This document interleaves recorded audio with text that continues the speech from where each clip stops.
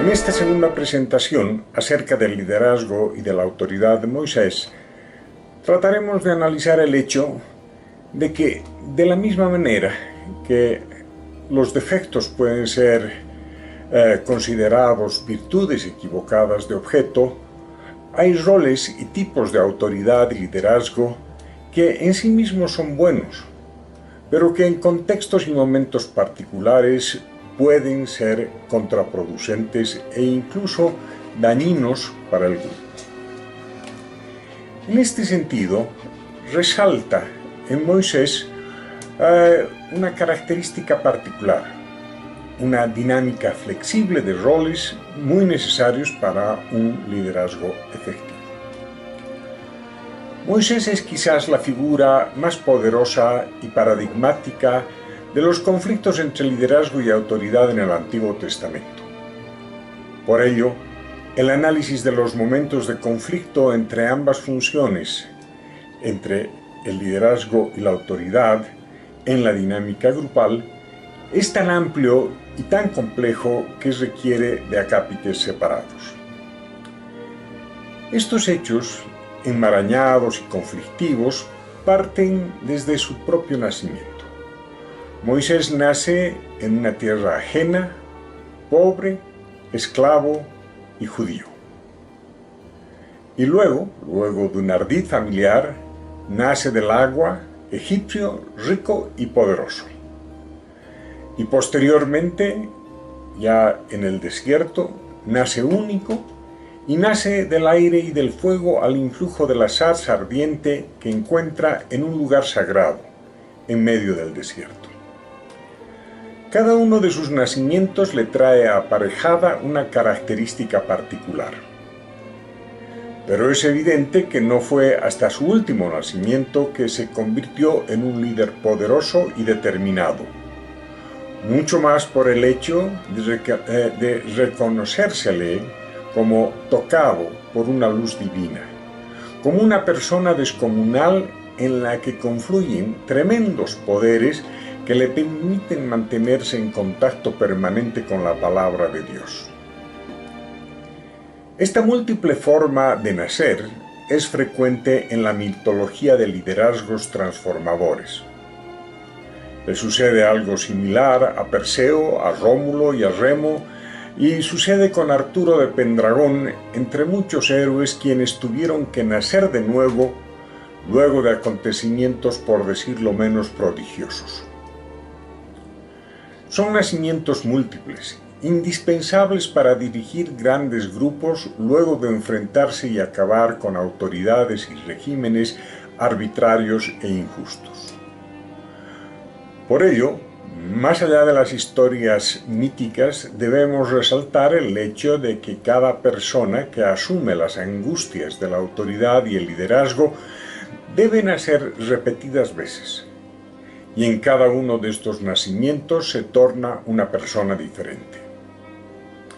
Nace a la vida como ser humano, nace cuando cambia de edad y grupo, de estado civil, de área de trabajo y fundamentalmente nace y muere de manera recurrente cuando se abre a la luz de nuevos retos transformacionales. Cuando asume posiciones de autoridad o de liderazgo y la persona se ve afectada por la dinámica de poderosas y muchas veces incontrolables fuerzas grupales. Indudablemente, luego de los momentos cruciales en el ejercicio del poder y la influencia para el cambio en el grupo, somos otras personas. Entramos en niveles de vida nunca antes soñados. Niveles que involucran angustias y frustraciones, ya no personales, sino sufrimientos y preocupaciones por la colectividad del grupo que se está transformando con todas las tensiones, desgarros y rupturas que una transformación grupal implica. Lo que en estas circunstancias se perfila para la antigua autoridad en jefe de la construcción de pirámides, obeliscos y avenidas ceremoniales, ya no será un liderazgo semejante al de Abraham, Isaac o Jacob. Es decir, un liderazgo basado en una autoridad patriarcal incuestionable, sino un liderazgo y una autoridad que, con diversos grados de legitimidad y aceptación, se extiende sobre una pluralidad de actores, lugares, haceres y saberes. Una autoridad siempre al borde de la desautorización de quienes son conducidos por el desierto y se enfrentan a situaciones inéditas, a peligros y fuerzas desconocidas, a problemas reales y a problemas fantasmales que nacen y crecen desmesuradamente en la mente de los conducidos y de los conductores. Por primera vez en la historia de Israel, autoridad y liderazgo se encuentran frente a una pluralidad de familias, tribus y expectativas que deben ser alineadas. Ya no es el patriarca único, sino el líder frecuentemente cuestionado en medio de disensos que afloran en todo momento. No podemos hablar de una autoridad democrática, pero Moisés se torna en el líder de los consensos, en el forjador de consensos que deben ser construidos y reconstruidos constantemente. Para Moisés, el enemigo interno, generador de dudas y desconfianzas, será tan poderoso o quizás más poderoso y permanente que los enemigos externos que moran en el desierto y defienden las tierras por las que pasarán las tribus migrantes de Israel. El desafío al faraón y a su capacidad de mantenerse vivo después del desafío y de las reacciones de la autoridad ofendida caracterizan de manera espléndida a este líder, a este maestro del desafío. Es el maestro de reiteradas provocaciones lanzadas y concretadas hasta lograr la liberación del pueblo de Israel. Pero debemos observar que ya desde las primeras confrontaciones su hermano Aarón habla por él, y muchas veces con él. Moisés no está solo en este proceso, sin embargo, sufre de soledad. La soledad de la autoridad y del líder son típicas, aun a pesar de que tanto autoridad como liderazgo están definidos socialmente. Están definidos por el grupo de seguidores y por el conjunto de asistentes inmediatos que lo acompañan. Están definidos por los roles que asume, en este caso por los roles que Moisés asume y por la figura de su propia autoridad. Los roles pueden ser múltiples, pero en cada uno de ellos autoridad y líder están ciertamente solos.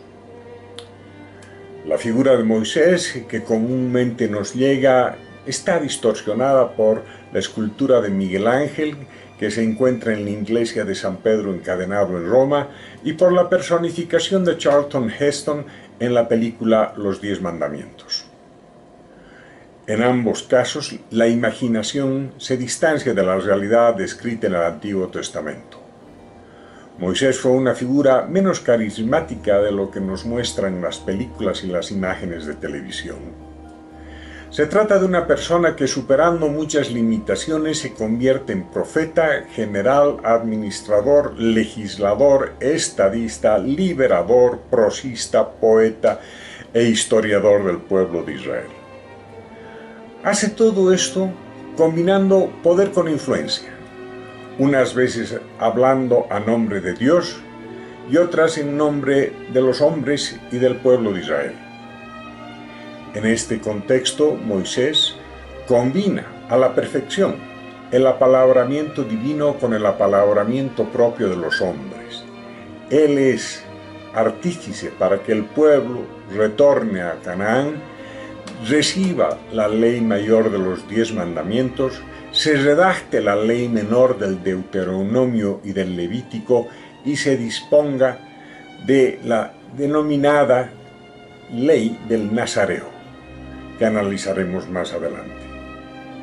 Por encima de toda esta capacidad extraordinaria para modular desafíos, apalabrar la ley y conducir a un pueblo por terrenos no conocidos, Moisés representa una gran capacidad para asumir distintos roles. Unas veces es su propia voz, otras veces es el que repite la voz más importante, la de Dios. Unas veces guía, otras veces se pierde en el desierto. Unas veces es el general que conduce directamente la lucha, otras es un observador lejano. Hay momentos en que es juez y otros en los que delega la administración de justicia a otras personas. Unas veces fue el pararrayos y otras veces el mismo rayo. Escudo y lanza, sabio y aprendiz. Sin embargo, ninguno de esos roles era o agotaba todo lo que Moisés en realidad fue. Los roles son representaciones formales de lo que la sociedad o el grupo demanda en ciertos momentos. Un rol es una dimensión escénica, funcional a las dinámicas grupales de una determinada circunstancia histórica. Sin embargo, hay roles que nos gusta desempeñar en cualquier circunstancia e incluso en cualquier contexto grupal. En esos casos, son roles funcionales y en otros, esos mismos roles se tornan disfuncionales. Por ejemplo, ejercer la fuerza en todo momento, en cualquier momento. La verdadera destreza de autoridades y liderazgos efectivos es asumir los distintos roles que el conjunto grupal demanda en un preciso momento. Esto no es hipocresía, sino una capacidad de lectura y de respuesta respaldada por el impacto escénico de un determinado rol grupal. Por ello, es preciso resaltar que una persona no es el rol que circunstancialmente representa. Es mucho más que un rol o que varios roles que en distintos momentos tiene que desempeñar. En otras palabras, liderazgo y autoridad se basan en destrezas escénicas de comunicación con el grupo a partir de roles socialmente importantes, necesarios para la dinámica de grupo. Esta dinámica se expresa en un juego de roles que autoridades y líderes deben estar preparados para asumir, dejar o retomar de acuerdo a las circunstancias. Es muy peligroso para ambos, para líderes sin autoridad y para autoridades que se arriesgan a ejercer liderazgos, restringirse a vivir únicamente un rol y no adaptarse a lo que las circunstancias y los miembros del grupo requieren. Unas veces demandan de un líder radical, otras veces de una autoridad más bien conservadora. Unas veces requieren de una voz demandante, otras de una voz reflexiva. Lo importante es que uno pueda cambiar y adecuarse en base a la lectura dinámica y proactiva del texto del grupo y del contexto de las circunstancias que lo rodean. Reiteramos, debido a su importancia, que la dinámica de roles es crítica, ya que uno no es únicamente el rol que representa. Uno puede ajustar el rol que ha asumido o puede cambiarlo intencionalmente. El cambio de roles está dentro de su poder y de su capacidad. Esto es aún más relevante debido al hecho de que hay roles que funcionan muy bien en el arranque de una transformación grupal, pero son inadecuados para el cierre. Otros roles son críticos en el proceso medio de transformación, pero entran en conflicto con los roles requeridos por el grupo a tiempo de consolidar, cerrar o institucionalizar los cambios alcanzados. El rol más importante para una autoridad que lidera un cambio desde su posición de autoridad es asumir el rol de quien aprende. El rol de que a pesar de que uno es autoridad, no tiene todas las respuestas que el grupo demanda y es capaz de oír al grupo, preguntar y devolverle al grupo el trabajo necesario para emprender un cambio. Otro rol fundamental para una autoridad es el de proveedor de instancias de desahogo a los miembros del grupo en momentos en que el grupo está fuera de su zona de confort. Se trata de contener, orientar y encauzar al grupo para que éste pueda encarar los problemas que emergen con fuerza irresistible, así como para asimilar colectivamente los conflictos que se venían generando desde antes y que se repiten, y los nuevos problemas, los problemas de nuevo cuño que emergen y se multiplican, muchos de estos respondiendo a problemas que emergen debilitando las bases mismas de la autoridad. Entonces hay que ajustar los roles sin perder de vista los fines y propósitos del grupo y de la tarea a realizar. Estos roles, insistimos, no implican engaño, sino capacidad de respuesta.